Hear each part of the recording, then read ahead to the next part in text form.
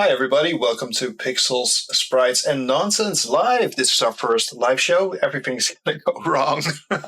Probably.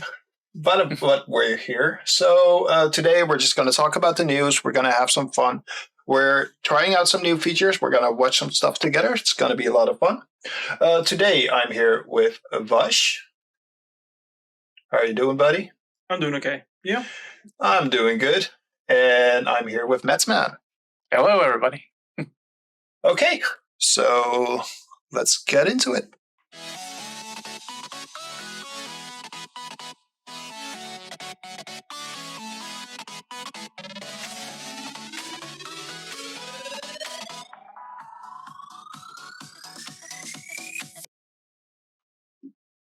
And we're back. Okay, so let's start with the standard questions. So, Metzman, how have you been this week, and what have you been doing? I've been great. What have I been doing? Well, first up, I finished Duke Nukem 2, the playthrough thing that I was doing. There was one episode left, and it has a very hard boss at the end. And that I didn't expect, because the previous two bosses were kind of pushovers. And then the last boss is super hard. So that was fun. I can actually show you maybe at the end here. Let's see. Go for it. It's somewhere. Oh, yeah, here it is. So it's a very hard boss. Because there's like basically no safe space, and there's also turrets everywhere that I have to destroy. And of course, you have limited weapons to use, so one pickup only lasts for so long. And trying to get around, trying to not to get hit. While also there's homing things he shoots at you, like these little homing bombs with glasses for some reason. Yeah, it was a really tough, and the way I defeated it was literally at 0 health. I was just wailing on him while getting hit, basically, and hoping that he would die first, which at the end worked. So I did that. Other than that, I went to see the Mario movie that Sunday. How was that? The Mario movie is excellent. Have you guys seen it yet? Nope. Or not? Okay. So it's basically a translation of the game, and it's done really well. It's basically watching a playthrough of Mario, basically. And if you know the power-ups and the items and everything about Mario, basically if you play Mario, you will get some of the jokes before they happen. Like the movie kind of expects you to know what the things are. And it kind of creates this like expectation humor where instead of a joke happening and then you laugh, it was mostly just these moments of, oh no, this is going to happen, because you know because you know the Mario lore, which is really fun. It's just made for gamers, basically. And there's so much thought and care into it. Like the Studio Illumination, they love the games. Another thing is, of course, is the soundtrack, which is basically one big ass medley of all the Mario music ever made. That's fantastic. Yeah, and there's like tons of course, there's a lot of Easter eggs as expected in the background, in like name tags and street names and all those little things. Very obscure characters that only appear in like weird, like offset handhelds have a role in the movie. It's really great, and the voice acting is really good. Chris Pratt as Mario, yes, is going to come up. He does an excellent job, and there's a great. I'm not going to spoil anything, but the way they handle the whole issue about the voice acting is like in the first like minutes where you meet Mario, that is handled immediately. They basically have an in-joke about it. Yeah, so, I've heard about that. It's basically a moment of passing the torch. Yes, exactly. Yeah. And it's like everybody was, of course, really, really on that, and now it's just done really well. After like the first like 20 minutes, you'll get used to it, and then he's just a character. He's just Mario doing his thing. Luigi also great, good voice acting. Yeah. Just nothing. He just does it. He is Luigi. The princess, fine. A little bit more of a girl boss, of course, as expected from the trailers, which is great because I think, they originally did the whole save the princess thing as like giving you as a player an objective, a goal. But over the years, the princess has become more of a main character in the Mario franchise. So they just handle it that way in the movie as well. And then, of course, there's Bowser, which Black. Is Jack Black. And he's Jack Black. Like, expect Jack Black things, including some amazing, like, little twist on his motives, what he's doing in the movie. And yes, there is singing. And that's... I'm not gonna like if you haven't seen anything from it, it's great. I've heard about it. They're actually thinking of putting that up for the Oscars. Yes, as an original song. So it's called Peaches. That's all I know. Yeah, exactly. That's all you need to know. Yeah, it's a very Jack Black song. You just know that he had the input on that one. It's very tenacious D. Yeah, and that's the fun thing. All the characters are just themselves. Like, them from the games. Like they do their thing. They have their role in the story. So it doesn't take itself serious. There are some very great in-jokes about the story not mattering too much, and the characters don't matter too much. It's about having fun in the Mario world and all the rules that come with that Mario world. Yeah. Right. Like the question mark blocks and all that stuff it's just part of the world, and that's what makes it so great, and that's why it's got so much positivity around it as well. It is definitely one of the best video game movies ever made, and I kind of want to see it again. Actually, apparently I'm going there next week. Yeah. Mm-hmm. So just expect a translation from the games. It's less of a movie, and it's more like a big ass love letter to the games. Okay, so Marco asks, is the blocks are toads thing addressed in the movie? Blocks are toads? Yeah, apparently. I saw that. I saw that drawing. Right. No. that kind of odd, weird stuff is not in the movie. But yeah, it's just a fun time, and if you're like the bigger Mario fan you are, the more you'll get out of it, basically. Also, no Waluigi. No Waluigi. Of course, they're saving a lot of stuff for the sequels. Of course, I got into a Mario mood. So what you have on the screen now is me playing Mario games on stream. This is Mario Maker, of course. I only have Wii U, so I have to play Mario Maker 1. But this level in particular was really fun. Is where you have to get down. Basically, that's the only objective. You get down and you get to the flag, but it's really hard because the platforms keep pushing you up. Basically, I just had a really I just wanted to play some Mario games after watching the movie. It's one of those things where you watch a movie and you want to play a video game in the same kind of atmosphere and the same kind of trend. And I haven't played Mario games in a long time since the Wii U has been collecting dust, and I'm mostly PC gaming nowadays. But there's something so much fun about just playing a Mario game. It's uplifting. It's very, very colorful. It just brings you in a good mood, and especially for someone like me who played a lot of Tarkov, where you're constantly in this, it's almost like a depression game where everything's dreary and serious and guns and everything. Playing Mario games is amazing. So I played Mario Maker, and later I played some Mario Galaxy, because I never finished Mario Galaxy. I got a whole bunch of stars, but I never. A good game. Yeah, it's an amazing game. And I just immediately you feel this uplifting atmosphere. And it's just fun trying to get those stars and explore the world. And also noticed how hard the game gets in the later planets.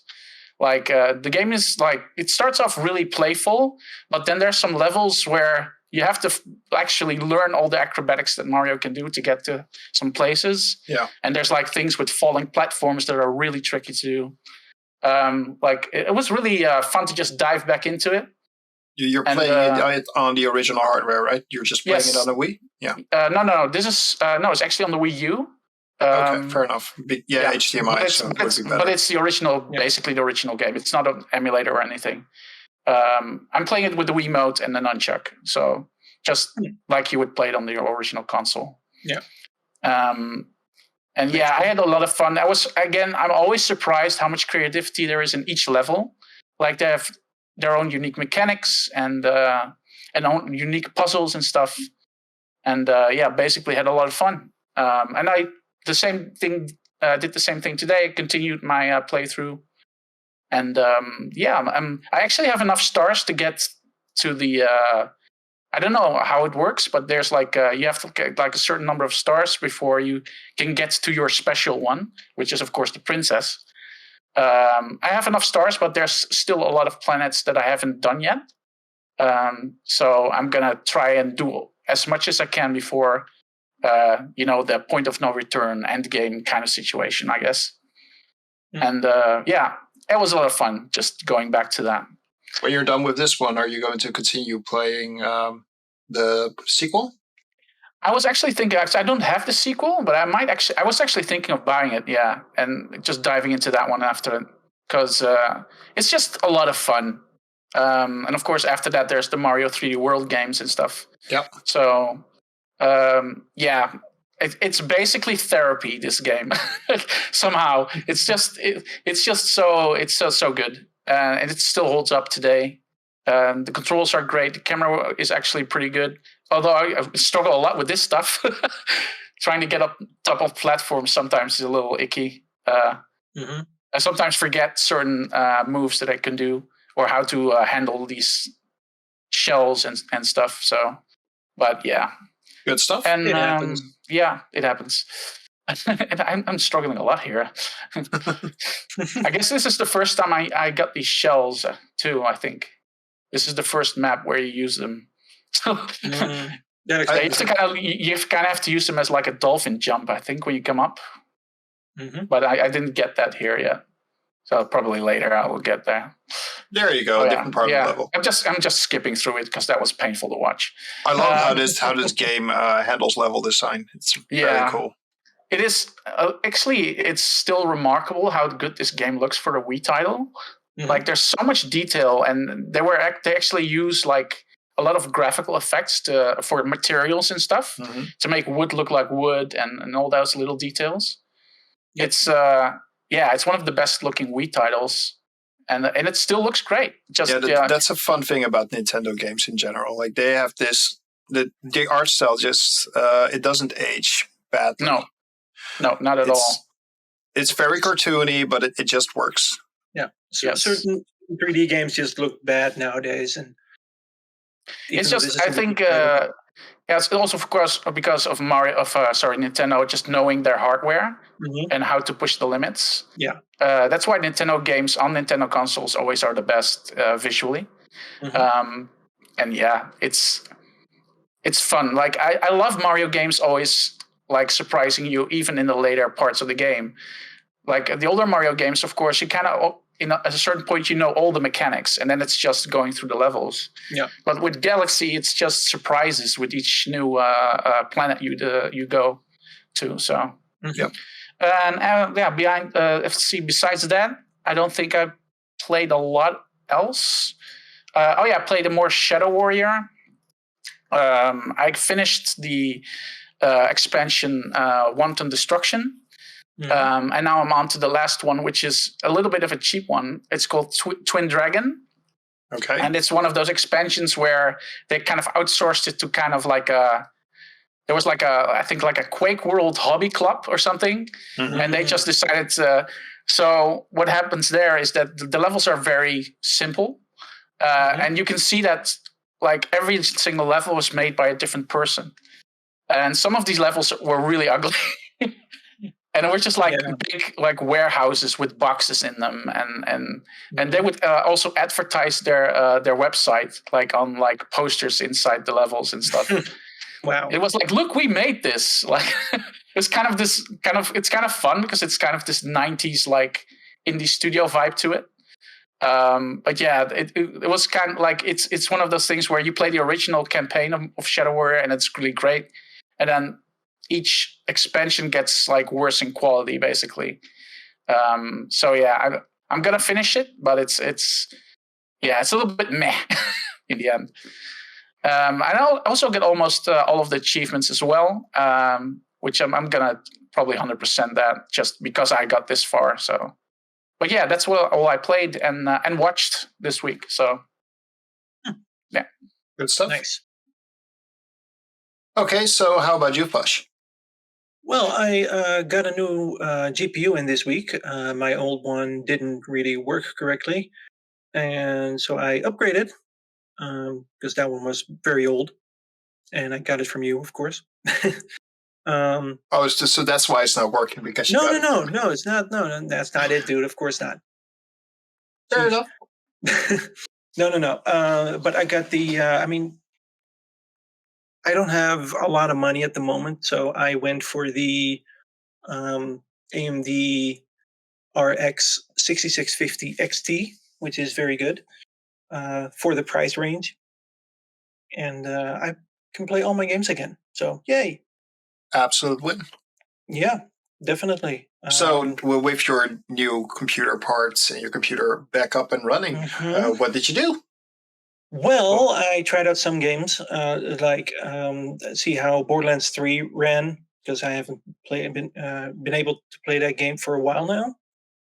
Even though I have had it for a while, it's not on GeForce Now. I've been using GeForce Now for a lot of titles that I could play, like Terranil. I spoke about that a lot before. You did. But I also tried out a demo for SteamWorld Build. Sorry, SteamWorld Dig is of course the first one. Yeah, And I love those games. Yeah, the SteamWorld games are interesting because except for SteamWorld Dig 2, all the games are different. I enjoy SteamWorld Heist.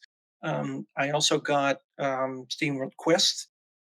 And so I'm eager to check that out. But I tried the demo for SteamWorld Build, and it's just, I like city builder games. And this one has another extra thing in it in the form of it's sort of like Dungeon Keeper. So you build a city on the surface, and I can hear the trailer. And it's just interesting. It's a city builder, but there's also a dungeon type area under the city. So it's like with Dig where you dug under, like there's like they bring that kind of element to it. Yeah, there's like an underground section to go to. Yeah. So as you can see here, there's a city. So you have to build the road. I can hear the trailer very loud in my ear, by the way. You can turn it off on your side.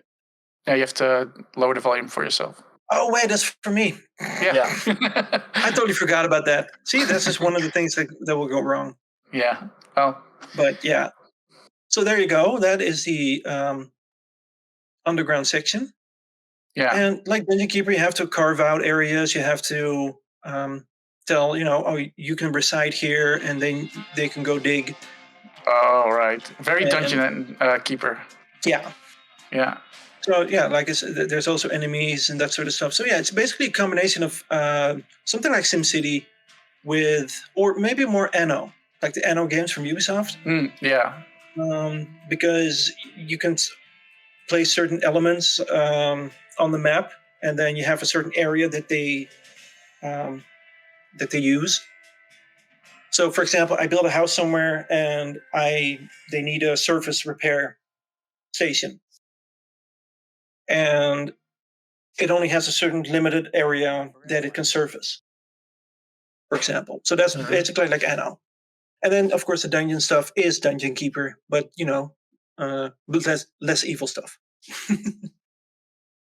So that's a lot of fun. I played the demo. It's not a very long demo, but it's enough. The game will appear later this year.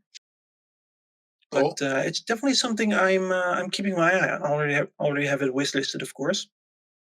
Mm-hmm. And another thing I played is I completely forgot the name. Oh, it came out this week, of course. Tron Identity. Oh, right. That's the visual novel kind of game, Yeah. right? Yeah, from Bithell Games or Bithell Games, depends on how you pronounce it, which is really good. I haven't played it a lot since it came out, but I just love the way it looks. It's everything is 3D, of course, so I'm glad I can play it now. And It looks very static. Is that it is. Okay, so it's basically an interactive storybook, right? Yeah, it's a visual novel, but there's some puzzle elements in there. Okay. And in order to help people, so you use those discs that they have on their backs, of course, in the Tron world, to figure out, what happened. Okay. And like I said, the puzzle looks kind of simple, but it can be very challenging. Okay, this is the puzzle thing, right? Not this is the puzzle thing. Yeah. Oh, yeah. Sorry. Yeah. So that's very different. They showed the puzzle thing for like 2 seconds. Yeah, well, it's a trailer. Yeah. Yeah. There we go. Okay, so this is that's the actual gameplay. Yeah. Okay, fair enough. So there's different story paths you can take, of course. Depends on how you respond to certain people. Mm-hmm. You can be an ass. Okay. So so is there a lot of like consequences for your choices? I haven't gotten that far, but I've already met one of the people that I kind of disagree with. So they react differently, of course. Okay. Yeah. So they just like what do you say, the consequences for say Fallout. Everybody dislikes that. Oh, that sort of okay. Yeah. That kind of. It's very telltale. Like so and so will remember that. Yeah. Yeah. Exactly. That's exactly what it says, basically. Oh, that's cool. Yeah. It's kind of cool. Yeah, it's interesting that they brought, like, suddenly out of nowhere there's a Tron game, and I know there's a new movie in development. So I wonder if this is like sort of like a warm up, like a start of maybe we'll get some more Tron games later. I hope so, because to be honest, I like Tron Legacy a lot. It wasn't the best story out there, but the music was great, and I love the action set pieces and that sort of stuff. But there was also an animated series called Tron Uprising that was really good. And unfortunately, it got canceled after, I think, one season. Oh, that's too bad. So yeah. So I'm happy to return to the world of Tron. Yeah. And another thing I played this week was Rollerdrome, right? Rollerdrome, yeah, which is a very different aesthetic, but it is quite fun actually. So, right, this game, yes, yeah. I not a lot of people played it, I think, but the few people I've heard talk about it were very happy with it. It's very much arcadey. Yeah, I think it was under-marketed. Yeah, because I remember seeing the trailer and I was like, "Oh, this is great! Just a rollerblade game with guns." Yep, like that whole aesthetic and theme to it. Yeah, it is a lot of fun. I've tried a couple of challenges, a couple of levels, and it's fun. I mean, if you enjoy Tony Hawk and you like shooting games, this is basically for you. There's slow-mo. Oh, right. That's very important. Yeah. Yep. And you can dodge snipers in the air. That sort of stuff. So there's like a red line. And if they lock on, or a gray line, but if they lock on, it turns red. And there's lots of arcadey stuff like collecting objects or doing certain stunts at a certain location. So it's a challenge, but it's fun. And, this definitely is something I'll pick up, like on a sale or something later. Yeah, I got it in the Humble Bundle, I think. So. Oh, right. Yeah, one of the Humble Choices, I believe. Right. Okay. That's the subscription thing, right? Or Yeah. It's like the monthly free games. That's how my Steam Deck still gets used. Yep. Okay. I guess there's a lot of fun little titles in Humble Choice. And like I said, it's a fun game. It's like I said, again, challenging, and I love the aesthetic. The visuals are unique. Yeah, I love cell shaded stuff like this. Mm-hmm. Yeah, it has a distinct 80s or retro 50s sci-fi aesthetic to it. Yeah, actually kind of hoped, because I remember when Borderlands went from normal game aesthetic to cell shaded, they didn't really go full cell shaded. No. They just added lines to everything and made the textures look like drawn textures. But I kind of wish it was more like this. Yeah. Like, I think that would fit the game better. But then probably people will complain about that the graphics are simplistic because it's a limited color palette. It's a lot of there's not a lot of complexity to it.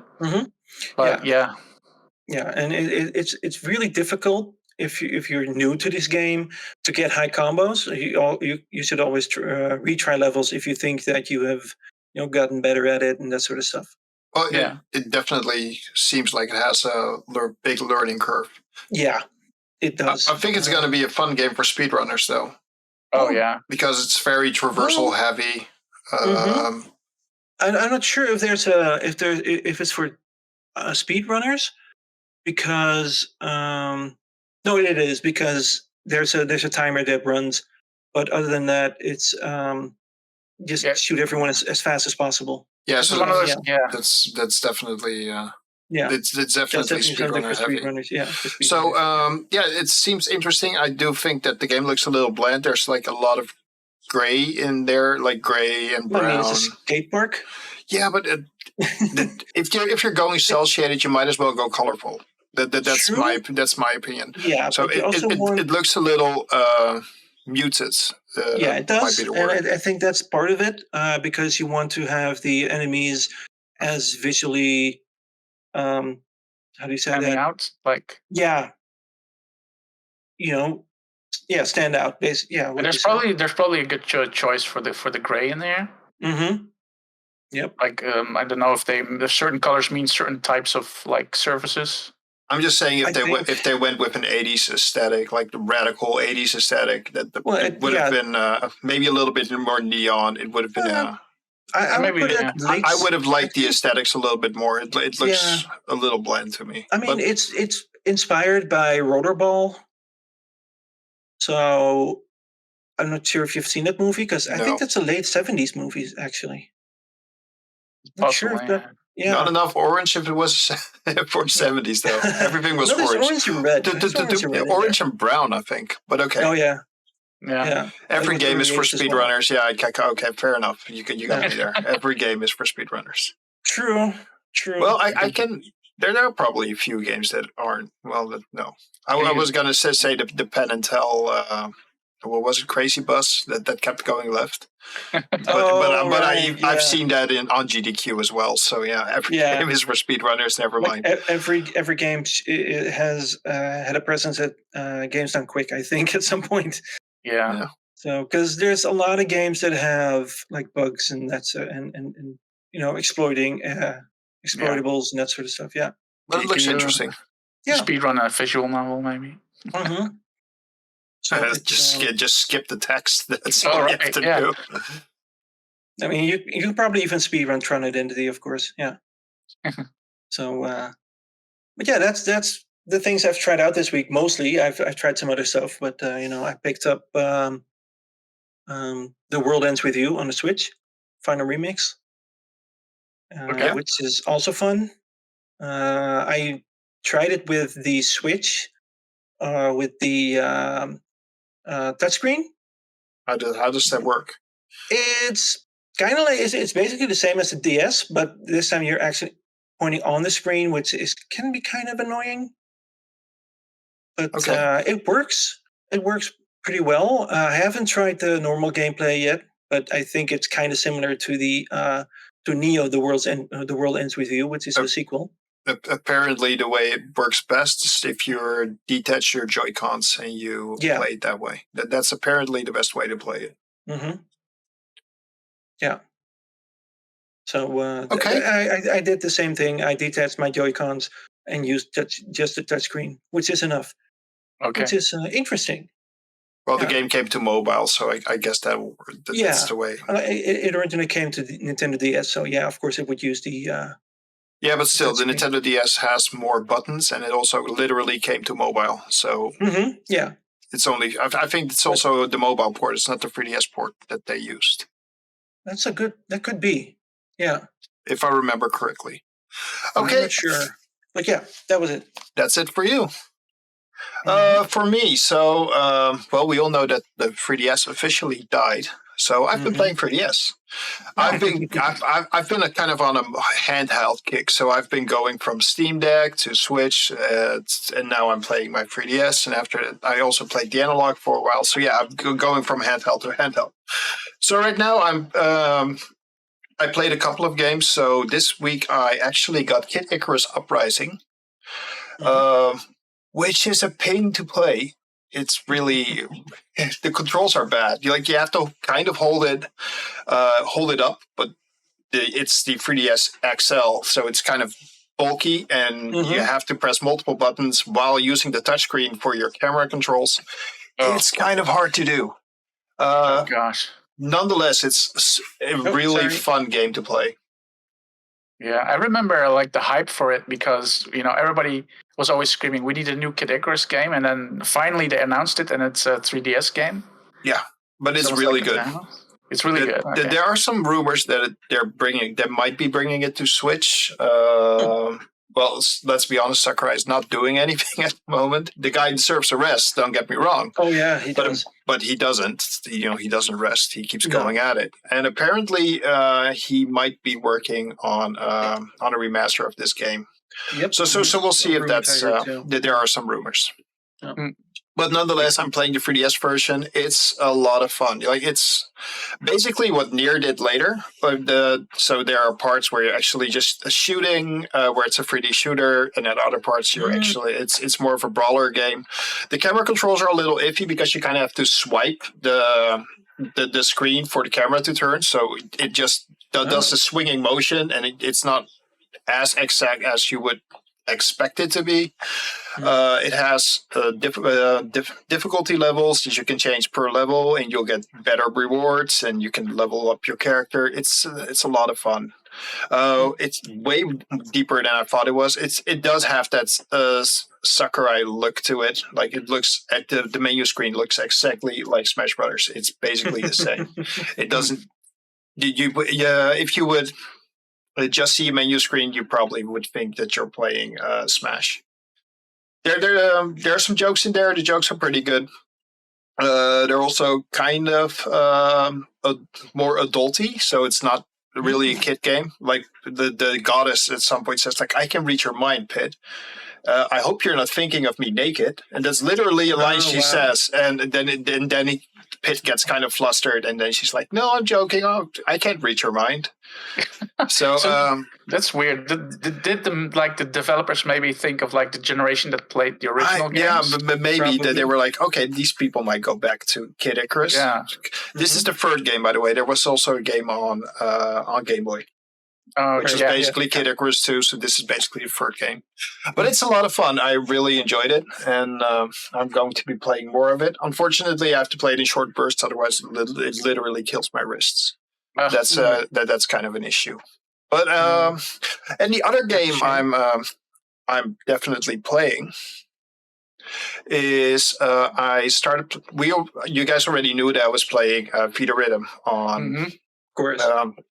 Well, I was playing it on Switch, but actually, like I said before, I enjoyed the stylus gameplay. Yeah. So I moved over to Vita Rhythm Final Bar on 3DS. I already owned the game, but it didn't have the DLC. Now, for less than legal savory ways, I actually got all the DLC installed on my 3DS. So now I'm playing those songs, and I'm finishing up the game. Okay. But yeah, a lot of fun with that one as well. Definitely a good game to go through. The characters look weird and chibi, but it's just a fun rhythm game, and like the it chibi keeps look. me. They're a little weird. Their eyes are like, Yeah, they're like kind of pop, you know. like Funko Pops. Yeah, Yeah, they're a little Funko Pop. Yeah. They kind of look like that. That's the gist they gave me. But the music is good. The gameplay is a lot of fun. I do like the stylus gameplay the best. Although I think you're making yourself a little bit harder than it should be. But definitely a fun game to play. I also, Vash didn't mention it probably because he knew I would. We played some Stranger of Paradise, which is another Final Fantasy game. It's good. I'm enjoying that game. The game's kind of having a little bit of a renaissance right now because it just released on Steam at the beginning of the week. Yep. So there are a lot of people playing it right now. We're currently playing it on console, and it's a lot of fun. You do get it's very much like a Diablo-esque game. I thought it was more a Dark Souls game, but it's basically Devil May Cry meets Diablo meets Dark Souls. Yeah. Like you have the Dark Souls save mechanics. The only difference is you're not losing any levels when you die. So you're just, if you gained experience or you're gaining a level, you're just going to keep that. There's actually no penalty in dying as far as I can tell. No, I don't think so. There's no penalty in dying. There's just that you have to, redo the section, which is normal when you're dying. So that's like any other game. Other than that, the game is it's a lot of fun. It's just you get a lot of gear, so it's basically like a looter. And I'm playing it with Japanese. Playing it with Japanese voiceovers because the English is cringe in this game. But it's a fun kind of cringe. But it's like we have to kill chaos because chaos sucks. Man. I mean, come on. All I know is chaos. I love the meme. The meme is great. The meme is great, but I'm just playing it in Japanese is fine too. Yeah. Final Fantasy is Japanese. I have to agree. So, I played that. That was definitely a lot of fun. I'm going to continue playing that game. Co-op seems to work well. You just join somebody else's game and you can play their missions. You don't get to play your own character, but you do get your own loadout. So I was actually playing one of the NPC companions that Vash has.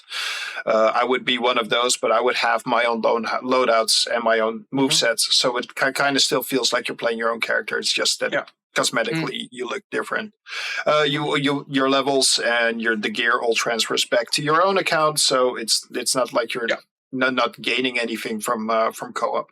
A lot of fun. Definitely going to continue playing that game. And challenging. Oh, some of the bosses are challenging. I do feel that when you're playing it on co-op, it's kind of cheating. It's a lot easier when you're playing it on co-op because the AI isn't that great. Although last week on stream I did finish a boss and I just laid back and I let the AI handle it until it had like a sliver of health back and I would just bop it on the back and it would die. so that's how I finished it.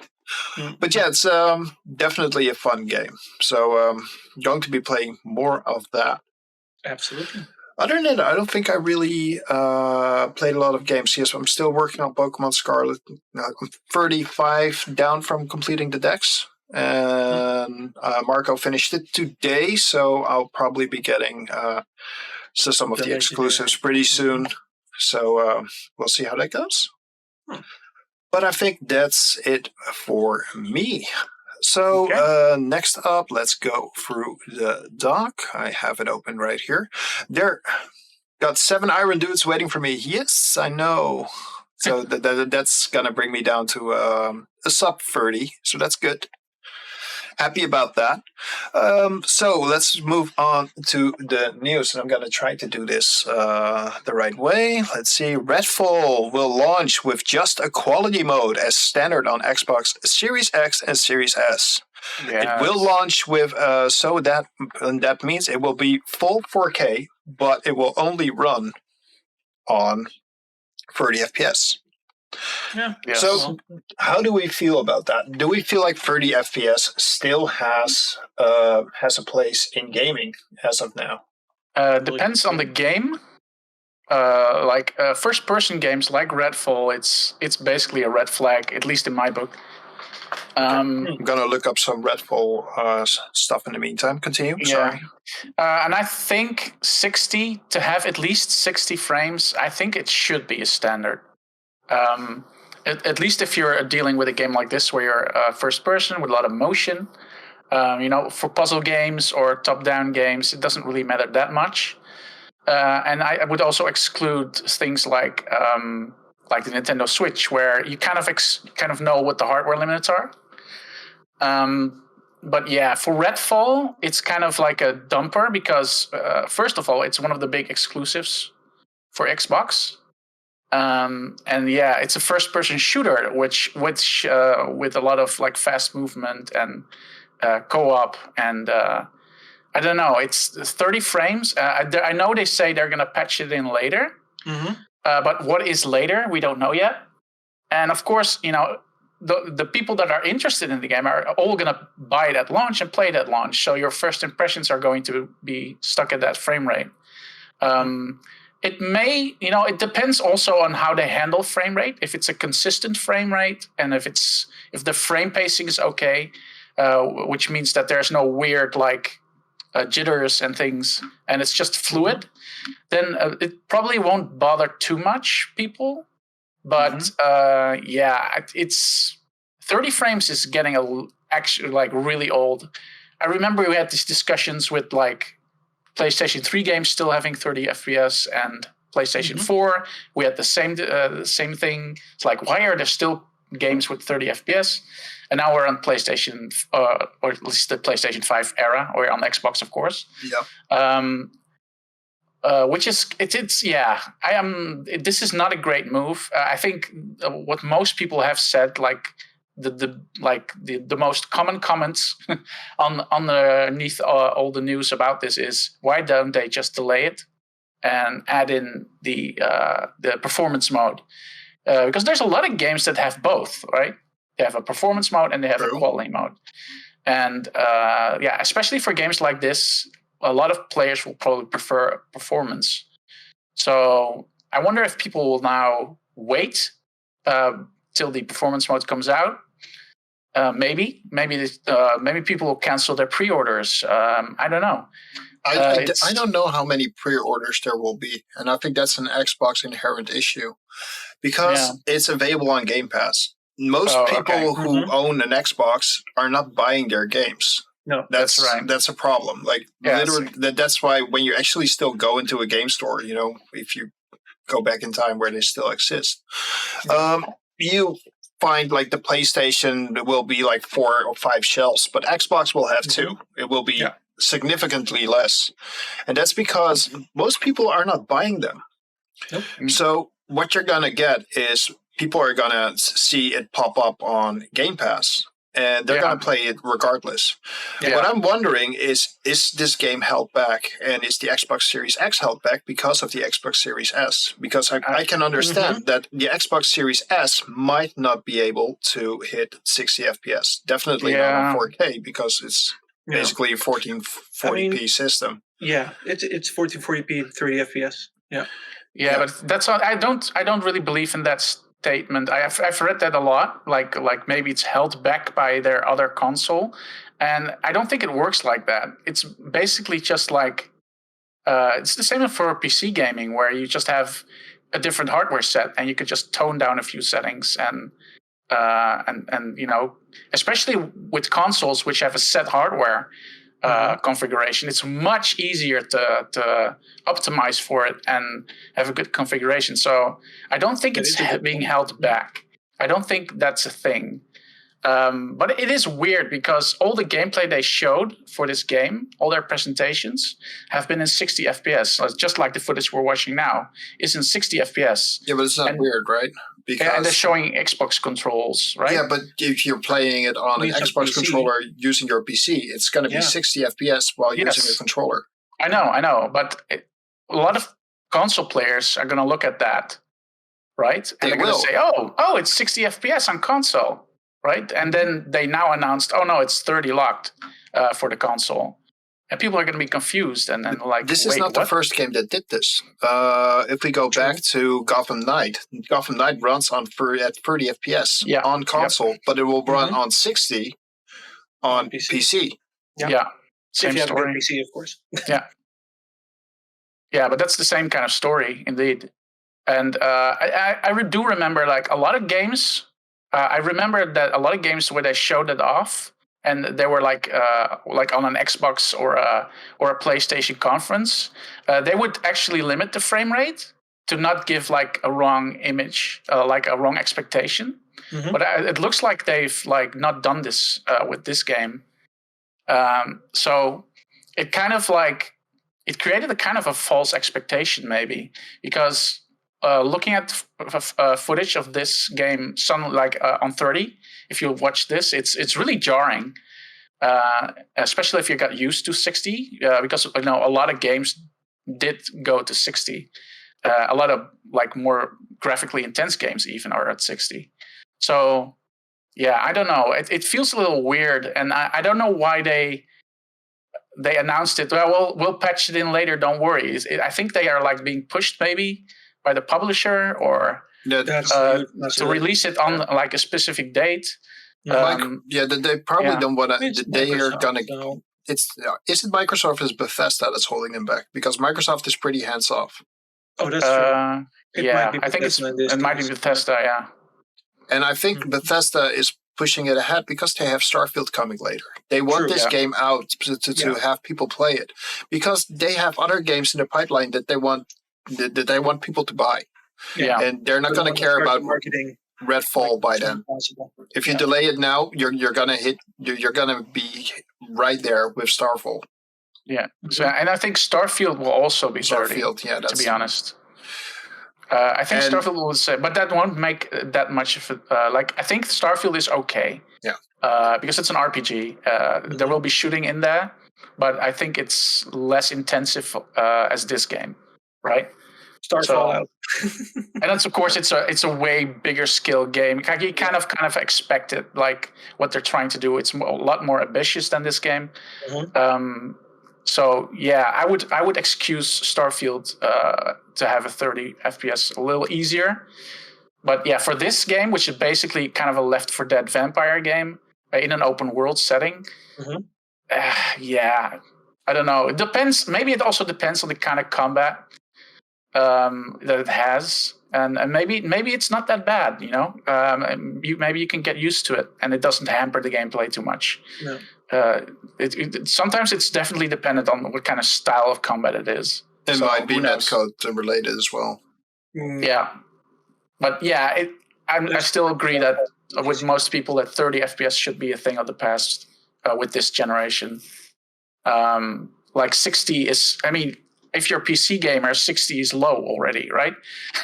Like we're on 144 hertz monitors, and we want at least a double a 60 frame rate if we're playing a shooter or whatever. I think that's a weird notion because I agree. Like on PC, we're definitely past 60. Like 144 is where it's at, and 60 is basically bare minimum. If you want stuff to look good, you want it to run 4K 60. Yeah, exactly. That's basically what you want. Yeah. Like for very gorgeous games, 60 is fine on PC. 60 is definitely like a standard, like a minimum standard. Mm-hmm. So to see this game coming out and it's on console at least 30, because I think PC will be fine. Although I think I saw the system requirements and they were not that light either. So I will have to see what the PC version is like as well. Mm-hmm. It might be problematic for people with lower spec PCs. Yeah. So we'll have to see. Yeah. You will still be able to run it on 1080p 60. Oh yeah, probably. Yeah. And you're running your PC on 1080p, so you'll be fine. Mm-hmm. Yeah. Borderlands 3 is a little medium, of course. I was running at 80 FPS. So, I was surprised that I was able to run Gotham Knights at 60 yesterday on 4K, like native 4K 60. That's I have a 3080 Ti in here. It's not bad, but it's definitely not top of the line anymore. But it was getting by. It still goes. Yeah, no, 30 Ti is still really strong. Good. Yeah. So, So, yeah. that's it for Redfall. I kind of agree. I think 30 FPS is for some games is absolutely fine. If it's more action oriented or it requires fast pacing, I think 60 is absolutely a must. Yeah. It's even for shooters definitely, but not every type of game requires a 60. Yeah. I like that they give people the options though. Like it's not the same level as PC because in PC you can definitely change a lot more options than you can on console. But I like the fact that you have a quality mode and a performance mode. In this case, only having the quality mode is weird. Only having the performance mode would have been, I think, would have been better. Yeah, because it is a very gameplay heavy game, and I think the additional frames would help out here. It's the same with Street Fighter. If you would run a fighting game on 30 in quality mode, and that's the only way they released it, I would not be happy. If they give me only a performance mode on 60 or maybe even 120, I would definitely be happy. Yeah. So there's something to say here. We have a commercial now. Oh, it's not the commercial. It's the devs. It's the devs. It's from the devs. Yeah, okay. The devs were talking. But I think we're done with Redfall. Well, I do have to say one thing. Yeah, go. I enjoyed games like Horizon and Uncharted a lot in 30 FPS. It works. For some games, it just works. That's third person, and the combat is different. I think first person does change it a lot. Does change it a lot, yeah. Because you get a lot more information with higher frame rate, of course. No, but I know that I know that a lot of people were upset about Uncharted not being in 60 FPS on PS4 or something, or it came later. I'm not sure what it was, but they added 60 FPS modes later, and it just doesn't gel. It doesn't gel with me. Oh, I had the problem with 30. I couldn't play Uncharted 4. I still haven't finished Uncharted 4. Well, I can probably do that now, but I hated playing it on 30. I was missing every shot. It just didn't feel responsive at all. I really hated the gameplay, and I loved every other Uncharted before that, but I couldn't get into 4, and that might have been the reason. The controls fell off for sure. Okay. Yeah. I didn't have any issue with it. But there's just a lot. There's a lot of developers I've noticed that like where the artists get a lot of say in like the visual aspect of a game, where they will force motion blur and VSync and all that stuff as well. When you start, especially when the PC versions, because they care so much about their art and their fidelity that they will prioritize that stuff over frame rate a lot of times, which is that's kind of a weird thing. But I feel like this game has the same issue where they wanna like show off, right? But in this case, it kind of just worked against them, because a lot of people understand performance nowadays, and they want their games to run fluidly. So it kind of backfired a bit. But at least they announced that it's coming, that they have a performance mode in the works, because they just couldn't get it ready for launch. So it's a wait and see, and we'll see how it affects the game at launch, I guess. Yeah. I'm still looking forward to it, to be honest. I'm gonna. We'll see. I might get Game Pass for a month. This is a wait and see game for me as well, because there wasn't anything in this game that called out to me like, oh, this is really cool, I want to play it now. I never had that with the footage, but this is one of those games that's probably best if you have some people play it. So we'll have to wait for reviews and see what the hook is, like what makes this game great, if there is anything. Yeah, we played Back 4 Blood, which was fun. Yeah. So, and this is more open world and less linear levels. So that's also more interesting. It might be good. Yeah, and there's different characters with different powers. So that's, I don't know. That's kind of appealing to me. I'm not saying I'm super hyped about it, but it might be a lot of fun. Yeah, maybe there's nice, cool synergies with the different classes or something. I don't know. Yeah. The problem, and excuse the segue, this game is coming out. Well, I'm actually going to play another game, which I'm way more hyped about. Final Fantasy. No. No. Zelda. Oh, Zelda. Duh. So that one as well. Nintendo dropped the final trailer for The Mhm. Legend of Zelda Tears of the Kingdom. I don't think I've seen this trailer yet. I Well- did see the gameplay thing from last time with the new The mechanics. trailer is so good. Yeah. Yeah, we'll just run it here. It's 3 minutes. Okay. So the problem I had with Breath of the Wild is it didn't have music. Like there was no iconic score in that. It was all very muted and very ambience. Yeah. I think they got. And here they are actually opening with the music, man, with the iconic Zelda tune. Yeah. Let's hope the game has more music throughout. Yeah, that's kind of a, like icky thing. When this is a trailer, right? So we don't know if we play the game if it's gonna keep that. Yeah. I mean, there is a danger of when it comes to music that it becomes repetitive. Oh yeah, but that's all about writing good tunes. Yeah. If you don't notice it, like if you don't notice the repetition and you're just humming along, then it works. And Nintendo is always good at that. Also, it's confirmed that Matt Mercer is voicing Ganon in this. Yeah. Oh right, yes, that was a big thing when it was instantly recognizable. Yeah.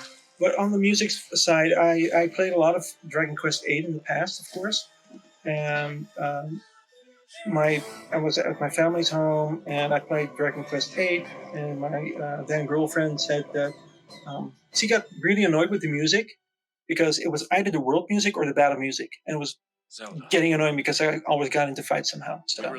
Okay. So you have to be careful that it doesn't get repetitive when it comes to music. Yeah, but I think this game will do fine. It just depends if they changed. I don't know if they changed the formula for that. But yeah, so it's also kind of like interesting to have another Zelda game that's kind of like a sequel to a previous one. Yeah. Like they did with Ocarina of Time. Yeah. So that's kind of unique to see that happen again. Wind Waker also had 2 sequels. On the DS. Spirit Tracks and right. Phantom Sword. Phantom Hourglass? Yeah, Phantom Hourglass. That's the one. Yeah. But it's just fun, combining items to make your own drivable mech. Yeah.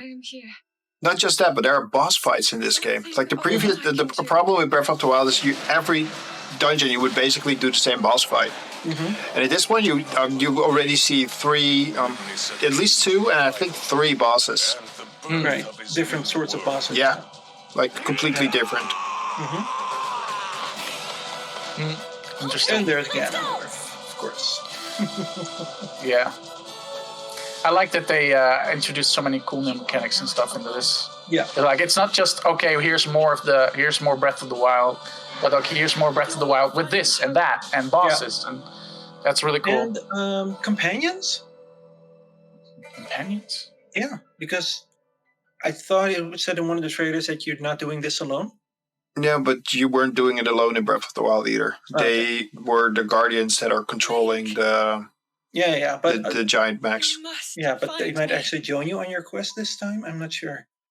We'll have to play it. I doubt it. They might join you for certain aspects because you had it back in the day as well. They would join you for certain aspects of the game, and you would have them with you for one segment, and then they would basically just be in their mech until the cutscene for the final boss, where they unlock the castle for you. So I'm expecting that they might tag along at certain points, but they will probably not hang around like their party members like you have in Dragon Quest or Dragon Age or something like that. I don't think that's the type of game this is, because it's about exploration, it's about adventure, it's about finding your own way in the world. And you're not going to do that with a couple of tag-alongs.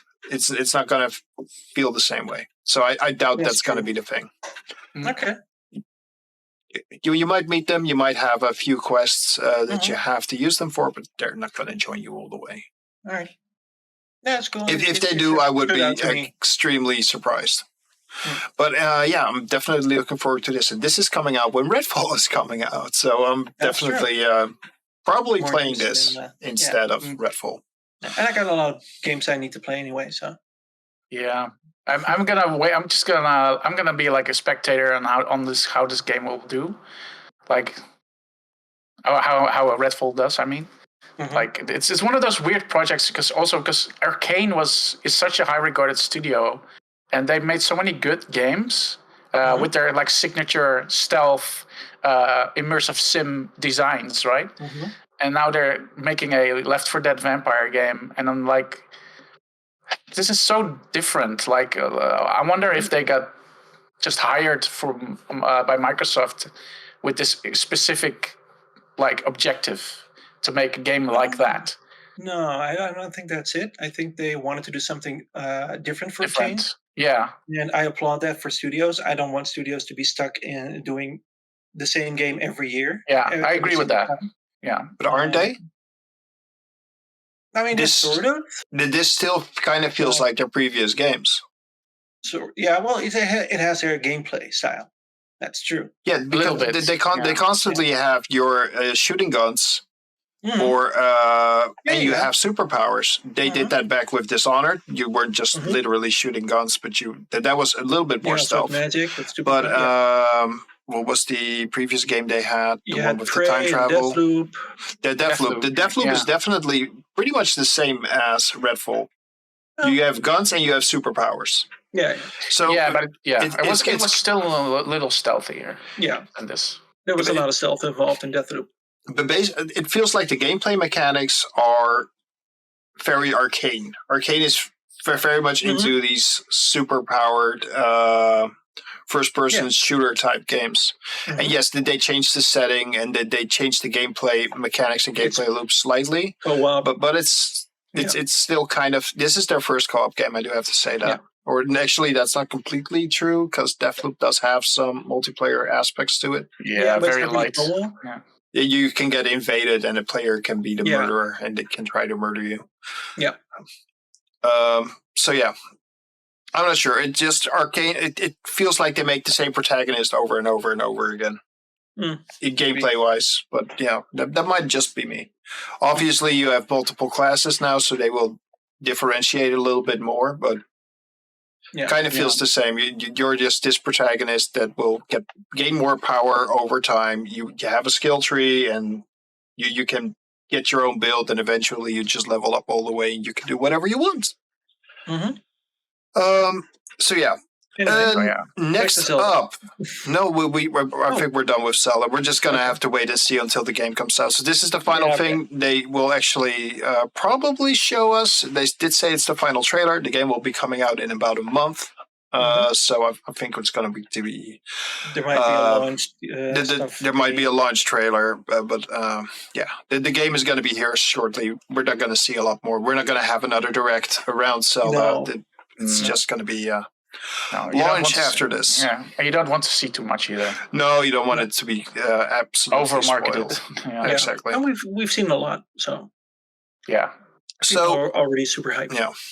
What we did see a lot of, and we're definitely going to skip through this slightly. We're not going to watch this all the way through, but they showed us a little bit more about Final Fantasy 16, and I'm absolutely psyched for this game. This game looks so good.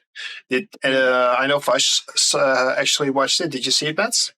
I did not watch the new trailer because I'm personally not that interested in this game. I haven't been really interested in Final Fantasy games in general, but I do like the direction they're taking this. Which way more mature, with actual blood in it, like for once. To be fair, your character is soaked in Stranger of Paradise, so you're literally soaked in blood. Yeah. So I do like the direction they're taking it, making it more mature, which is always fun because if you look back at all the old Final Fantasy art, right, the box arts and stuff, those were always very, more mature and more like adult styled. But then the games were always like these cute kind of sprites. Yep. And I kind of feel like they caught up now. Like they're gone back. and like they're now making adult fantasy games basically, which is really cool because they kind of grew along with the audience basically. I'm not a big fan of the full action gameplay. I really kind of wanted to see the turn-based or active time battle. I completely disagree. I think this is absolutely fine. I mean, I'm fine with it. It's a shame, sort of. No, but I'm not sure. I think turn-based has it does have a very big charm to it. But I think it's just more. I think the direct combat is a little bit more immersive, and if it's still all about your dice rolls and your stats, and if it still all plays a part in it, I don't think it does. I think it does, right? I mean, the previous one was kind of the same way. Oh yeah, but they stepped entirely away from that with this one. Oh, is that right? Mm-hmm. Okay, so I think there's still way more Devil May Cry than Final Fantasy 15. Really? Yeah. Mm-hmm. Is that just visually, or is that like confirmed? No. The gameplay is from what I know is that the director said that he didn't want to call this a JRPG, so I think it stepped entirely away. No, that's a completely different conversation. He didn't like the word JRPG because it's derogative to Japanese game developers. Yeah, that's what he said. But yeah, why is that kind of weird? He did what? The Japanese developers just want to make RPGs. They don't want to make JRPGs. So they think it's weird that they're boxed in because we don't say they're American RPGs. So that's a different discussion. I don't think this is a traditional Final Fantasy game, and I don't think it has to be. They've been moving towards active combat more so. Final Fantasy 7 Remake was definitely more. Yes, you still had a bar like when you can use your abilities, and some stuff would be on cooldown. I'm expecting the same thing here. They might move it. I think it's more combo heavy, and you can change, and it's more action oriented. But I definitely still think it's an RPG at heart. Well, there might be. I mean, gear and that sort of stuff will definitely play a part, of course. I think because if you watch this trailer, there's no HUD, right? It's all because of the trailer. Yeah, they didn't want the HUD. Yeah, so I think if we have to see some gameplay from like reviews and whatever streams maybe, I think it'll become clear like how much action oriented this is, and if how much of the RPG there's still there. I think they looked at Nier. And they were like, okay, we kind of want to do something like this. We want it to be an action game, but we also want it to be an RPG. Yeah. You can see that in multiple aspects of this game because some parts of it is basically just a third-person shooter. There are Unreal shooting parts. You can control the summons at some point, which gives a completely different moveset. You see some RPG stuff over here. Oh yeah. So there definitely is. There's definitely gear stuff. There's definitely some of it. The thing that's kind of bothers me is that the here we game. Go. So there's some hot stuff here. Yeah. You still have your fun there. You have multiple move sets down there, so you can switch between those. You definitely see some cooldown buttons around it. So there are some cooldown, like he just used one of the moves, and you can actually see a cooldown go there. So there's definitely some turn-based combat stuff still in there. Yes, your basic attack will probably work at all times, but that was the same thing for Final Fantasy 7. Yeah, I think it's just what you normally do is where if you have an easy fight in the original Final Fantasy 7 is where you only have to basically do your main attack a few times. Yeah. This is just sped up by like 100. So that fight that would originally cost like 10 minutes, and now it's in like 1 minute. I think it's just sped up in that way. It's also a lot faster than Final Fantasy 15. So yeah. They made it more. I think, but I just think they made it more. They wanted to make it a little bit more flashy. Right? More flashy, more fluid. They definitely wanted more action. Just way more action than it has so many particles. They're like particles going around the screen at all time. Yeah, yes. That's what they did with Forspoken as well, which I think is definitely underrated. But yeah. I mean, there's a big division about Forspoken Yeah. for sure. But I've seen those clips of Forspoken where like people who have mastered the game, and it's like a freaking fireworks. Yeah. When you look at their gameplay and really you can good. see what you can Yeah. do at like in the end game, it kind of looks like this basically. Yeah. So yeah. Yep. So there's nothing wrong with it. I just hope, looking at this footage, I don't know if this is like certain like moments in the fight where this happens, or that it's just all the time, right? Because that might get a little tiring, maybe. It might come later in the game. Yeah, of course they're going to show overpowered. they're going to show off really cool parts, of course. So I consider this just probably a normal fight. A salamander is not a special kind of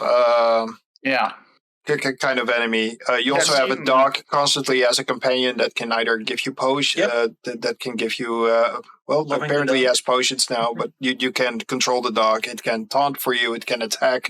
It can apparently heal you. So that's nice. you have a constant pooch there helping you out. So that's kind of cool. It looks to be a really interesting game. You can also use potions yourself, of course. You can fight the summons, which absolutely looks really cool. You got kaiju battles, dude. That's awesome. I think I've you skip through this footage and I can see some normal fights that are less like overwhelming. Yeah. So I think it's going to be a mix of that basically. Or you can also training options, huh? Oh, so there's but we could run the entire thing, but then it would be like a half-hour segment. So that's why I'm skipping through it slightly. Yeah. It's if you guys want to watch the full state of play, of course. So this is the only thing I'm kind of annoyed about is that it's not a coherent world. You have like these sort of hubs that you go through. That's a little bit disheartening to me. I would have loved it to be. Like a more open world, more open world instead of just hubs. The hubs look kind of extensive, like they're big, but as you can see here, you travel to different parts. Okay. You would, which to me is fine because I enjoyed it in Final Fantasy 10 and 12. So I kind of like the coherence of a world. I would love to walk from one area to another. I understand. Yeah. So that's a lot more segmented in this one. There's some throwback. There's some throwback stuff in here, like with the sprite work and stuff like that. That's absolutely cool. I like that. Yeah. Like they know where their roots are. This is one of the more iconic characters. He's only level 5, so that's a Marlboro. Yeah. There's a Lancer there. This is probably a boss fight. So this is how a boss fight would go. It just looks. It looks really good. The combat looks fluid. I'm definitely looking. I already had this game in pre-order because I'm big into Final Fantasy games, but this is definitely good. I think it's fine to move to a more action-oriented game instead of. I don't like QTEs. I kind of was a little bumped out when I saw that happen. Oh, okay. But what I like about this, right, where the combat is so like active and stuff, is that the difference between like game trailers and actual gameplay, where you watch a trailer for World of Warcraft, right, and it's like all these epic battle scenes and stuff, and then you look at the gameplay, it's people pressing numbers and standing still, and with this you actually get that experience. You get that combat experience where everything is epic and cool acrobatic moves, and it like feels like playing a cutscene more so than what you usually play in these kind of games, I think. Yeah. So I think that in that way, it's more a big coherent experience. But damn, this looks pretty intense. It does look intense. Yeah. It looks really like It looks just like a lot of fun. It's going to probably be targeting. Be a bit of a roller coaster ride. Yeah. So here they are fighting the summer boss. I'm actually going to move ahead until you actually, and here you actually are fighting as Ifrit. Okay. Which is a fire summon. So that's really cool. Garuda's in there, which is also a boss in Final Fantasy 14. She actually looks the exact same way. So really cool to see those. That's Ramu, which is another summon. So you're fighting other Ramu's a summons using a classic. summon. Yeah, that's a classic Thunder summon. Phoenix is in there as well. This actually proves my point. Instead of watching a cutscene of your summon doing something, you're playing the summon. Yeah. Mm-hmm. So that's And I think they all play differently. Okay. You only see Ifrit being played though, so I'm not sure if you can play the other ones. I expect you to be able to, but you saw Phoenix as well at some point. Yeah, you might have. That might be correct. You did see Phoenix because fly. that's the aerial battle. Yeah, I think they don't show a lot. No, there's a lot of stuff in the game. So they're like, this is Ifrit. You can look at him. Yeah. I mean, there's Titan. Basically. So Titan is pretty cool. If you can play as Titan as well, that'd be amazing. So yeah, these boss battles look really cool. They're definitely looking forward to playing this game. Mm-hmm. And it went gold, so it's already done. Nice. So it's just waiting until it gets here. The Japanese developers are just so good at this stuff, man. Just look at that. It's. Have you ever played Asura's Wrath? This is basically like that. Yeah, it feels a lot like that. I know that game. Yeah, definitely reminiscence of that. Yeah. Mm-hmm. I mean, Asura's Wrath was filled with quick time events, but Yeah, it was just fun, crazy spectacle, basically. Exactly. It was like playing an anime. That's basically what it was, and I think that this game will have the same feeling. You stop a giant ass finger.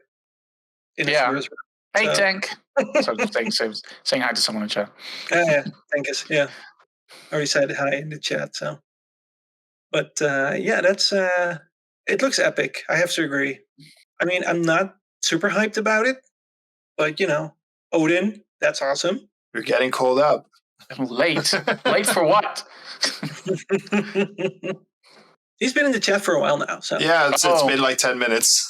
Oh yeah, I have to look. I have to maybe move my my stream thingy so I can look at chat a little better, because I have to look all the way to the right now.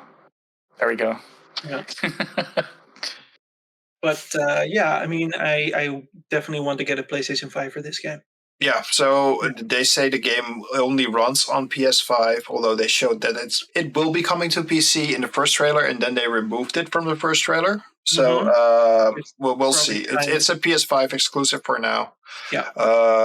They're blaming, quote unquote, direct storage for that. Like, it can only run on PS5 hardware because of the direct storage, which is fair because on Windows 11 I have direct storage enabled, and it really doesn't do anything. It doesn't feel as responsive as it does on PS5. So we'll see. It's probably just PlayStation gave them a back, and they have an exclusive because of that. So that's probably the reason. We'll see when it drops on PC. Hopefully they will skip the Epic Store though and go straight to Steam. That would be great. That's a good point. Yeah. But we'll see. Next up, let's see. What do we have here? Okay, let's move on to the without screen for now. Next up, Nintendo is trying to find and persecute the leaker of the Legend of Zelda Tears of the Kingdom art book. They send a subpoena over to Discord to reveal the name of a certain leaker who leaked over 200 pages of the Legend of Zelda Tears of the Kingdom art book. So Nintendo is going hard. I kind of get it. This leaker basically leaked the entire game. It's obviously going to show bosses, it's going to show characters, it's going to show locations, and it's out in the wild. So yeah, that game is still coming out, and basically there are 200 pages of spoilers out. So I get that Nintendo is trying to stop this malicious. They're pretty pissed about it, yeah. They're pretty pissed.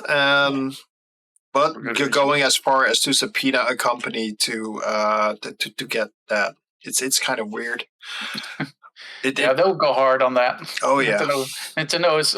I mean, if you look at how they handle YouTube copyright stuff and all that's like, if you use one thing of Nintendo, they will come at you like a hound.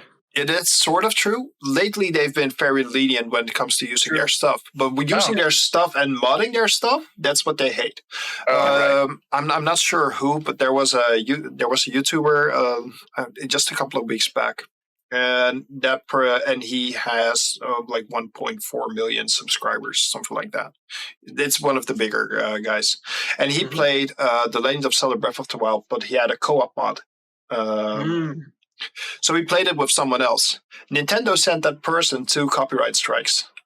Basically, the way YouTube works is if you have 3 copyright strikes, you're out. You're eligible to be deleted, so your entire channel will go. Yep. You will be banned. So they sent out 2, and then they DMCA'd him. Like, please remove all of this. Otherwise, we're going to send you a 3rd one, and we're going to kill your channel. So that's how litigious Nintendo can get when you're using their stuff. They're okay with just the games in general. They're okay with Let's Plays. They don't mind. They had the Nintendo program back in the day where you would have to give like 40 or to 60% of your revenue based on the size of your channel. But they killed that off years ago. So now they're like, it's okay to show our stuff. It's okay to play our stuff. But if you bought our stuff, we're coming for your ass. Yeah. So don't play Super Smash Bros. Modded. Yeah, there's a version which has every character and more so. Don't play that. Don't play that. Don't record that because they will come for you. So you played offline. Oh yeah, for sure. Just don't show it and don't put it on YouTube. Yeah, exactly. I think you're kind of safe on Twitch, but YouTube is definitely where they kind of draw the line. Yeah, I wouldn't test it. No. To be fair, I think I played some translated content on stream. Never had an issue. I also had it, but back in the day, I did get copyright strikes when they still had the program up for old school GBA games. I think it was Fire Emblem, and they did the DMCA my ass. Like, nope. Okay, so next up, I think that's it. Nintendo's just being Nintendo. Capcom added microtransactions after release of Resident Evil 4 Remake. Oh, man, yeah. How do we feel? Why? Well, I what I know about it is that it doesn't really impact the game that much. And there's only like one, like there's a store button on the main menu, I think. And that's about it. So it's not like... it's mostly just people like things like what is it? Upgrades for guns, right? Or faster upgrades. You can speed up the things you do. Yeah, but I don't think the game was designed around it. If I remember, if I'm correct, like you can just play the game normally and you won't like notice the absence of like of those things. It's just for people who want to get things faster, they can buy into it. But of course, it's not a good thing in general. And I'm also not really sure why they did it, because the game itself is a huge success. It was going to be a huge success regardless. Like, everybody loves Resident Evil. So it's kind of weird that they had to add to it with that just to get an extra buck. But I guess I think they might have already like worked on that, of course, during development to implement it. But yeah, it's weird that they added it post-launch. Yeah. I know that Namco Bandai does add stuff like that before the game is even out, I think. Yeah. So, I know plenty of Namco Bandai games, or Bandai Namco these days. You know, I don't see a use for it personally. And then, of course, it's normal for Japanese games apparently. So yeah, but it's also, of course, after the game's launched, so all the reviews don't mention any of it because it was just not there yet. Yeah. Because I guess it could negatively impact some opinions. But yeah, to do it post-launch out of nowhere, like without anyone knowing about it, that's kind of weird. That's weird. Like, but there were a lot of people not happy about it. But there was also a lot of people like saying, it's not too big of a deal, especially because most people who are really hyped for it already finished the game anyway. Yeah. So It's been that long at least. This is just going to be for mercenaries, right? It's not going to be for the main game. Oh, right. Is it for mercenaries? I think it's just for mercenaries, yeah. Okay, because I haven't looked into deep about that, but yeah. No, That's kind of weird. Main game, but they added it at the same time as mercenaries. Okay. But I think it's for the main game. Yeah, that would be kind of weird because mercenaries is more like a high scoreboard thing, right? Yeah. So that would. I don't know how it works with unlocking things early. Yeah, I mean, you can unlock a lot of stuff apparently, and some people are saying that you're missing out on the best parts of the game if you do that. Yeah, but they did the same for Resident Evil 3 and I think Resident Evil 2 Remake, that you could unlock certain items ahead of time. You didn't have I think you can even unlock the infinite ammo stuff ahead of time. They also added all that stuff in later after a few weeks, so it might actually just be the same practice then. Really, I didn't even know about that. About the previous let me take a look at Steam as well. By the way, you can probably buy it on Steam. So let me take a look at what we're actually buying. I saw a screenshot of it. Most offensive ones. You know, there are plenty of more offensive microtransactions on the market, but it's just it's not as bad as what. So there's like $20 of DLC for this though. It's what? Oh, yeah. So you're buying some costumes. That's it. Leon's son. Okay. Deluxe. Okay, you can get some weapons and you can get the treasure map expansion. Yeah. Okay. So you can get the Sentinel 9, the Skull Shaker, the original. Okay, and the treasure map expansion. And the treasure map would be. Discover the hidden treasures that await. With this map, additional treasures will be placed throughout the game. Some of these treasures can only be obtained by this method. Oh. So it's basically a paywall. So locations of additional treasures will be confirmed in your map in the main story. This content is also included as part of the extra DLC pack. The extra DLC pack is $20. Right. Yeah. It's weird. Like to have exclusive content locked behind that paywall in a single player game. That's weird. Thank you for the sub, Tankus. We appreciate it. Yep. Thank you. Latest subscriber using the Prime. User. Using the Prime, yeah. Yeah. Okay. But yeah. Yeah, there's not much to talk about. I think. No, I think it's way worse for companies like Activision when they did it to what was it, Crash Bandicoot Nitro, the racing game. Yeah, and it's not loot boxes, right? You pay. No. You get what you pay for. Yeah. So it's kind of okay. It's all right, but it's not a good trend for single player games. No. For sure. I mean, Resident Evil 4 was a great example of, or basically the antitheses of microtransactions, because you could unlock stuff in the game. Yeah. You could find everything in the game. You still can, except for some treasures. Yeah, some treasures are locked behind the paywall. So. Yeah, but like I said, those were added later. Which is why this is kind of annoying. It is. Yeah. Okay, so the last news article we have for today is Dreams, the Media Molecule game, will lose support in September. Yep. So I think you can take this away. Vash, I'm leaving this one to you. I mean, yeah, that's basically it. It's a shame. Well, what happens? What does it mean losing support? Is it just like technical support and stuff, or is the whole Dreams thing going to die out because of it? Well, it's sort of going to die out. It's going to be toned down a lot. Okay.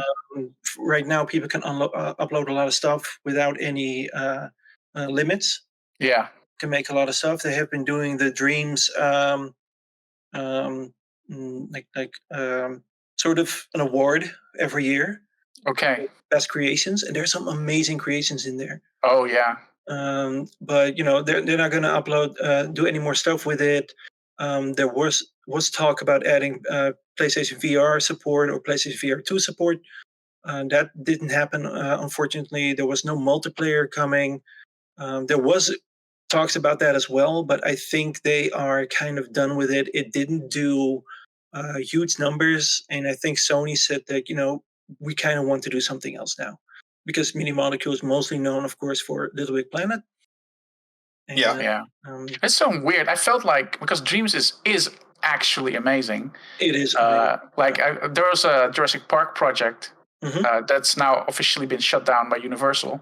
Mhm. But that was like they recreated like the whole Jurassic Park experience, basically. Yeah.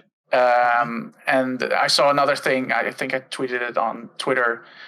There was a guy doing like 3D nature, like a nature scene, and it looked photorealistic, like actually photorealistic. Like people were making beautiful things, and I feel it kind of like this game kind of like sunk into the background, because I remember it was announced, and then there was like this beta kind of period where people could try it out, and then apparently it just released, but it doesn't show up anywhere. Like the only thing you know about it is people sharing really cool stuff once in a while, right? Things pop up on YouTube or on Twitter where people made something incredible with it. And now it's just like, it's really quiet. So I kind of understand why it's not why they want to like stop the support, maybe because it's just not doing anything at the moment. Well, not a lot. No. No. There's only so much stuff they can add, of course. Yeah. But there's some really good stuff on there, and it was an amazing creation tool. It was, but it was tied to a console that's sort of gone right now. Like you can. Mm-hmm. So it was fun with They might do a new one for the PlayStation 5, but I doubt it. Wasn't Dreams also? Oh wait. It's not on PC, no. That was that Xbox thing. Xbox also had something like that where you could create your own games, and that was also on PC. Right. Yeah. It wasn't Dreams. Okay. So Dreams, in my opinion, it was okay. It was really hard to get into the tools. Like you could, if you had VR, it was a lot better, but with just the controller, it's not that great. No, that's true. So it's really hard to get in there, and your games are not going anywhere. When you made something within Dreams, you're not going to be able to export it somewhere else. You're not going to be able to get your files. It's just going to be on their servers, and it's basically always going to be fan content, which is fine to a certain extent, but it's not going to have the same appeal as Mario Maker. Like with Mario Maker, you can have these crazy levels, and it's easy access. With Dreams, it's not easy to access something. I dabbled with Dreams. I was terrible at making stuff, but I definitely like once a month I took a look at what's on offer. Yeah. And there's absolutely fantastic content there, but you can only see it in Dreams. Yeah. Yeah, there's no way to export anything. Yeah. No. So. But if they're losing support, doesn't mean they're shutting down the servers. That's what when you put this down, I thought they were going to shut down the servers, which would mean you would lose all these amazing creations. They're going to limit stuff. How much stuff you can upload. If you're not, if you add, if you have some stuff already on there, that's going to stay on there. That's no problem. But you can only add so much stuff, I think, every single time. So.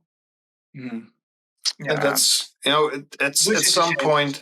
Yeah. If this had crossplay functionalities with something like PC, like what Metzman thought it was going to be, it would have had a larger. It would have had a larger community. Now you have a fairly small community with very dedicated people. People who are dedicated and are actually creating and sculpting a lot of things, which is absolutely cool.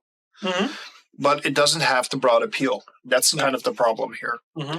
I doubt it will ever get PSVR 2 support. No, I don't think they're going to do that. Like I said, they might work on completely new Dreams for PlayStation 5, but other than that, I don't think I'm not sure what Molecule would do. Like they created a lot of Little Big Planet games. I don't think they will. Sackboy sold fairly poorly and was created by Digital. Who had it? This Sumo Digital created that game instead of Media Molecule. Yep. I'm not sure what they're going to do, but I can imagine that that studio wants to try something new. They don't want to go back to Little Big Planet. They're done with Dreams. They probably want to. I'm not sure they're done with Dreams though. But we'll see. I mean, we'll see. But it'll take time to see what they're going to do with it. But there's like a couple of games. There's one with a cat that looks like a sailor, which is a really fun looking. Yeah, it's just like with Little Big Planet. It's always fun to just go into the random section and just like let you be surprised by some of the projects. Yeah, people making entire horror games in it, and it's crazy what you can build with it. I was already always surprised what they could do with Little Big Planet as well. Mm-hmm. Oh yeah, and but yeah, so. Yeah, and that was like always confined within sort of the platforming design method. But people were always trying to break out of it, of course, trying to do crazy shit with it. And now with Dreams, you could make everything basically, which. Yeah, I kind of wish it was on PC, and like that would be great to have on PC. Just for mouse controls and everything, and a more precise and faster editing because of that. Being able to export your stuff and export, yeah. If you could, would have been great. If they had like a sort of like a specific Dreams engine export feature, where you could literally just sell your games, maybe even. Then you're veering more towards Unity, and I don't think they wanted that. No, but that would have been cool. Even if it was just as a PlayStation game, if you could just sell it on the PlayStation Store, it would get curated. If it was good enough, you would be able to get it there. That'd be interesting. That would have created some interesting content that maybe... just a vote system, basically. Yeah. Just the same as Steam had that greenlit thing back in the day, remember? Yeah, true. Yeah, and there's was modders creating maps for Counter-Strike, and the best ones go into the official rotation, right? Yeah, that's stuff like that. So yeah, that could have happened, but yeah, they just didn't do it. It's just all you have to go into Dreams, and then you can watch all these cool projects, and that's it. There's nothing, you cannot bring it outside. It's very confined. Very limited to that platform, yeah. Sad. It's a shame, but Okay. Is there anything else we want to add? Otherwise, we're at the end of this week's show. Yeah, I don't think. No, maybe see if there's any breaking news, but I don't think so. No. Again. I did see that Konami has collaborated with a very lo-fi website to bring like Silent Hill 2 merch. That was a thing that happened. Ceramic stuff. And the website looks like a 1996 website. And they have like their website URL also plastered all over the shirts. I think they did it because at first I was immediately very like, what the hell is that, right? Why are they cheapskating this? But on the other hand, it's almost kind of charming how they did it. I mean, it's the era for when it came out. Yeah, exactly. So I kind of came back to that and with a different mindset. Ceramics. What's it called? Online ceramics. Oh yeah, online ceramics. Yeah. Yeah. The only thing I don't like is that they have the website like under the logo and everything, very prominent, very big. Yeah. It kind of like makes the whole merch idea a little bit redundant because it's more like advertising for the website than it is to have cool Silent Hill merch. I think, yeah. Yeah, but it's very old school. The website feels very 90s. It was really weird to see, but then again, I guess that it was a stylistic choice. It's kind of crazy to see Konami do that too. To collab with people like that. Yeah. Maybe that's a good sign, actually. So. Yeah. It's very counterintuitive. It's, I don't know, it works. Or maybe not really intuitive, but just counter. counter everything that's currently, Like I don't know if they did it because it was cheaper to work with them, or did they did it specifically to bring that style back. Yeah, I think it's an aesthetic that Online Ceramics just understood and went like, okay, we're going to do this and make this very 90s bad on purpose. Yeah. I think that's it. Looking at the shirts and stuff, yeah. Okay. I'm fine with it. Yeah. But that's about it. I don't think anything big happened. I have one more thing. Oh. So this week, they the Gollum game announced a DLC version. It's called the My Precious version. And the My Precious version has a very, very special bonus. Oh. Your characters will actually talk Elven. Oh. So, but you have to pay an additional. Yeah, you have to pay additional money. It's so dumb. So they put authenticity behind the paywall. Here it is. It's the Precious Edition, which includes. Let's see if we can find it. Okay, stop looping, you piece of. Okay, there we go. Come on. Okay. The player's not having a good time. The player is not. Okay, so I was just saying we have no issues today, and now we're having issues. Yeah, there it is. At the very end. Let's see if we can pause this thing. Pause now. I'm trying to pause, but it just keeps going. It just keeps going. Did you do the below one? There we go. There we go. Okay. There we go. You got it. So they have. Okay, we need to get that out of the way.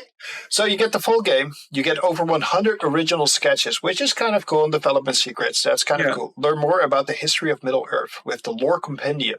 The original soundtrack, epic orchestral 17-track soundtrack, and you get Elvish voice acting. So you have to pay more. I think it's like $20. You have to pay $20 more for just Elvish voice acting. I don't understand why this. Like, I kind of understand the other stuff is just fanfare, right? I get that. I get the art book. I get the compendium. I get the soundtrack. But putting Sindarin voiceovers behind the paywall, I think that's just really, really shitty. Now I wonder how much voice acting does that affect? Because imagine being one of the voice actors that had to learn Elvish, or at least left to learn the way to pronounce Elvish for all their lines. That's kind of a big deal. Oh, yeah. I know you did all these hours of recording. It's going to be DLC. They have to pay extra for it. What? Yeah. Oh, and by the way, probably no one's going to buy this except for the really, really, really hardcore Lord of the Rings fans. Lord of the Rings fans. Yeah, because it's kind of like this weird out-of-nowhere project as well, right? Well, Gollum, it's been in development for years, and we've known about it for years, but we never really saw anything. So it doesn't look completely crap, but it's weird. And it's kind of interesting to have like a Gollum perspective on what was he doing during X and X times. Yeah. And him witnessing probably the rise of Sauron's forces and all that stuff. Yeah. So it's a cool concept. And I hope it's actually good. I hope it's one of those games that actually has a compelling narrative and does well. Bad. So, no, and the visuals look pretty good. Yeah. Yeah, it looks pretty good. So the characters are more authentic compared to the movies. So it's based on the books more, I guess. It's definitely based on the books more. Yeah. Authentic. It looks kind of okay. So. It is just really silly DLC decision. Yeah, it's weird. That is really weird because a lot of people were like, "What? Why?" I mean, it's a lot. It's also just a lot of work. Yeah, that's being locked up behind DLC. That's so weird. Mm-hmm. Should have just been an extra DLC if you wanted to, do it later. I don't know. It's weird. At least they're getting paid for that, right? Yeah. If people buy the DLC. Yeah. Okay. That's basically yeah.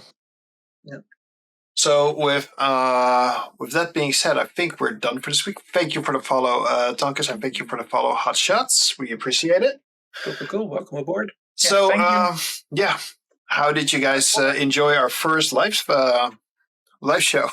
It actually went pretty well, in my honest opinion. Yeah. There were some technical difficulties, as Marco pointed out, but not a lot of them. I think we managed. Yeah. The biggest technical difficulty was with the trailer at the end right now. Oh yeah, that was just terrible. Okay, so thank you. Well, we tried. Like Yeah, we tried. my So, computer yeah. nearly died yesterday, but we tried. Yeah. Oh man. I think the most technical difficulties were yesterday when we tested stuff, and then you discovered whole new problems with your setup. Oh yeah. Just the second I plugged in an HDMI cable, my PC would just die. Yeah. It would literally die. Oh, thanks, Hotshots. Luckily, that's fixed. Thanks. So that's it for today. We previous episodes we did audio only, so this was the first time we actually did a video version. I kind of like it, to be honest. Yeah, we might. That's one of the things that having like video footage of the games we're talking about helps a lot in the conversation as well. Yeah. Instead of just talking to a screen with nothing on it. Like you can actually point things out that you didn't notice before, like discussing the gameplay and RPG mechanics of the new Final Fantasy. So that's really nice. Definitely a lot of fun. So with that being said, I think we're done here for today. So Vash, where can they find you? It's already on the screen, but just do the standard thing for the listeners. We have it visually represented now. Yeah. It's at PVBycon on Twitter for as long as it still lasts. So we'll see. And that's it at this moment. And Metzman out. Next time here. Right there, it says at the Metzman on Twitter, and that's where I do basically all my social media stuff. Links to Twitch as well. So that's where you can find me talking about video games and stuff. And you can find me over on Pixels and Sprites right on this Twitch channel, and you can find me at Pixels Sprites on Twitter. The question is, same place, same time next week. Well, I think we're moving to the Friday, right? Or we're probably moving to Friday evening instead of Saturday evening. Yeah, so we have ourselves our own Saturdays to do some other stuff. Yeah. We basically did that for the podcasts. Yeah. If we're doing this live, we might because we said that we were going to do this on Saturday. So that was before we decided that we would actually do the podcasts on Friday now. So this might be the only time on Saturday. Yeah, that's the introduction. So we'll probably move it to Friday. Yeah. Okay. So thank you everybody for watching. Thank you for the follows. Thanks for the subs. And I guess we'll see you guys next week. Yeah. See you later. Going for that. Take care. Okay. Bye-bye. I have to find the outro. Where is it? Here it is. Bye, guys. Bye.